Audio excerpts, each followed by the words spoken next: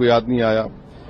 अब हम ये बोलना चाह रहे हैं कि जनगण मन जब आप पढ़ते हैं तो जनगण मन में क्या दिखता है कि ये देश दिखता है, देश की जनता दिखती है। जब आप वंदे मातरम पढ़ते हैं तो वो तो एक भगवान और देवी के बारे में पूजा की बात है उसमें। अब उन मुजाहिदीन आजादी को क्या बोलेंगे जिन्होंने इस देश के लिए कुर्बानी दी, चाहे वो मौलाना महमूदुल हसन हो, हुसैन अहमद मदनी हो, मौलाना अबुल कलाम आजाद हो, मौलाना काफी हो। ये तो देश को आजाद कराने के लिए किया था। यहां पर आप देश को इस तरह से पेश कर रहे हैं।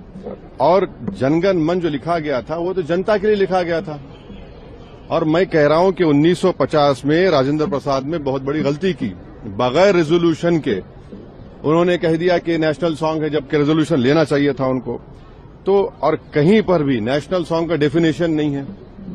तो आप इसको इस तरह से मुसल्लत कर रहे हैं देश के ऊपर, ये गलत है बिल्कुल। आर्टिकल 25 फ्रीडम ऑफ रिलीजन है, उसके स्टैंजास पढ़ लीजिए आप।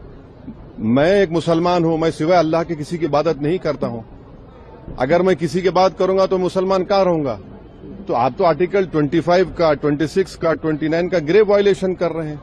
और ये बता दीजिए, ये संघी आरएसएस के लोग कभी वंदे मातरम पढ़े? ये लोग कहां पढ़े बताइए? माफीनामे लिख रहे थे। और हिंदू महासभा और मुस्लिम लीग तो फौज जमा कर रहे थे अंग्रेजों को देने के लिए। आपने कभी जिंदगी में पढ़ा ही नहीं। और आखिरी बात, हमारा संविधान का जो प्रियम्बल है वो किससे शुरू होता है? वी द पीपल, भारत माँ से नहीं शुरू होता है ना। कहाँ शुरू होता है? तो आप तो ये तो बिल्कुल ही संविधान के खिलाफ, उन मुजाहिदीन आजादी के खिलाफ।